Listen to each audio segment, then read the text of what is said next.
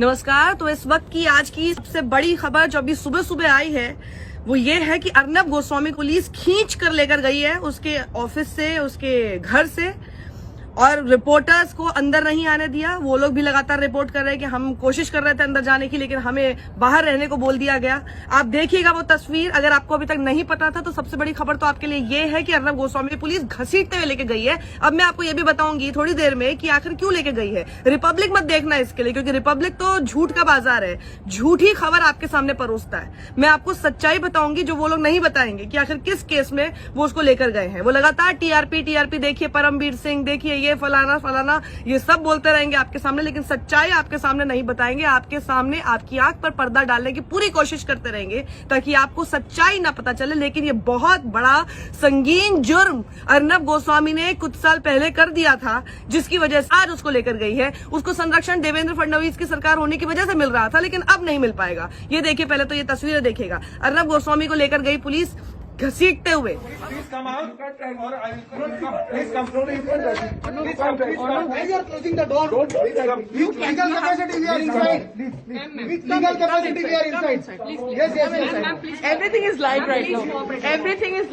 जा ही नहीं रहा था, वो बैठ गया, फिर सोशल डिस्टेंसिंग करने लगा, और फिर पुलिस ने उसको बोला कि आप ये हमारे साथ खुद से चलिए, हम आपको घसीटना नहीं चाहते, आप हमारे साथ खुद से चलिए, कोऑपरेट कीजिए हमारे साथ। और पत्नी लगातार वीडियो बनाती रही, धमकी देती रही कि सबको लाइव जा रहा है, सबको लाइव जा रहा है। तो कोई बात नहीं, आप लाइव करते रहिए। आप मेरे साथ अलीबाग आ रहे हैं कि नहीं आ रहे हैं? अलीबाग, ये अलीबाग शब्द में ही जहां पर लेकर जाया जा रहा है, इसी में सच्चाई है। देखिएगा, आप सोचेंगे अलीबाग में क्यों लेकर जा रही है पुलिस, तो ये अर्नब गोस्वामी आपको नहीं बताएगा, मैं आपको बता देती हूँ। ये दरअसल मामला 2018 का है। एक शख्स था अन्वय नायक। अन्वय नायक जो है वो कॉनकॉर्ड डिजाइन्स प्राइवेट लिमिटेड के मैनेजिंग डायरेक्टर थे। उनके साथ मिलकर अर्नब गोस्वामी और कुछ 2 लोगों ने काम लिया था, और काम जो लिया था उसमें पता है आपको कितना पैसा बकाया था जो अर्नब गोस्वामी और उन 2 लोगों ने नहीं चुकाया?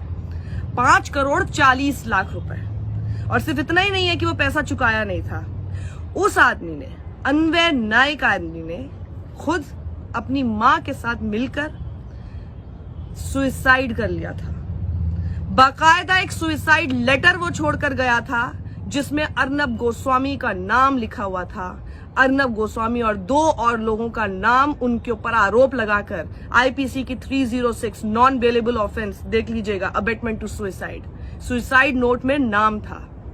इस पर इन्वेस्टिगेशन होनी चाहिए थी कि नहीं होनी चाहिए थी? हम ये नहीं कह रहे कि चलिए सुसाइड नोट पे उन्होंने नाम लिखा था तो अर्नब गोस्वामी जरूर दोषी ही होंगे, लेकिन जैसे सुशांत के केस में जहां तो कोई सुसाइड नोट तक नहीं था, कितने केसेस में इतने सारे इन्वेस्टिगेशन हो गए, आपने तरह तरह की बातें कह दी, आपका तो पूरा नाम था उस सुसाइड नोट में, तो आपके खिलाफ क्यों कोई कार्रवाई नहीं हुई? और इसी को लेकर 2 साल पहले भी, जब क्योंकि तब तो देवेंद्र फडणवीस की सरकार थी, ये लगातार विपक्ष इस आवाज को उठाता रहा कि आखिर अर्नब गोस्वामी के बहुत ऊपर है क्या, इनके ऊपर कोई क्यों नहीं कार्रवाई कर रहा है, ये बिना एंटिसिपेटरी बेल के आखिर फ्री कैसे घूम रहे हैं जब एक सुसाइड नोट में इनका नाम है। और इनकी पत्नी ने कुछ समय पहले भी ये आवाज उठाई थी, ये कहा था कि मैं इन्वेस्टिगेशन नहीं हो पाई, लेकिन मैं चाहती हूं कि सरकार अब इन्वेस्टिगेशन करे। नमस्कार, मी अक्षता नाईक, मिसेस अन्वय नाईक आणि कुमुद नाईकांची सून।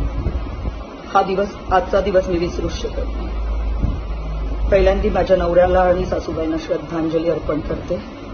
2 वर्षांपूर्वी याच दिवशी त्यांनी आत्महत्या केली आणि सुसाइड नोटमध्ये लिहून ठेवले होते की माझ्या मृत्यूला अर्नब गोस्वामी जबाबदार आहे, आणि हे खरंच आहे। मिस्टर अर्नब गोस्वामींचा रिपब्लिक स्टुडिओ हे माझ्या नवऱ्याचं शेवटचं प्रोजेक्ट आहे। So we've just received the reports that a team of police was present here at Arnab Goswami's residence. In fact, they've been here since this morning to serve the summons, and we're here as part of. I'm just doing my job. We are actually in capacity, legal capacity. Okay. We are over here for a legal act. Okay. You are not supposed to interrupt our. I'm not doing anything. I'm doing my job. Wait down, please. Yes. I'm doing my job. No, I'm doing my job. Right now, you are doing. I'm doing my job. I'm free to report. I'm free to report. No. Not in a private property. I'm free to report. Please. हमारे कार्रवाई के बीच में मत आओ, please. I'm free to report. Interrupting our act now. I'm free to report. I'm just reporting. I'm free to report. I'm just Right reporting. now we are in capacity of serving our legal duty. You No, you can do your duty. You don't. I am not interrupting. Yes. I am not interrupting. You can do your duty. You can do your duty. Please get it downstairs. तो आते हैं पीछे No, but अरे बोला ना तुमको नीचे रुको ना बस खत्म हो गया नीचे जाके रुको So they're not allowing us to report from here. So I'm just going down, and we're going to report from downstairs.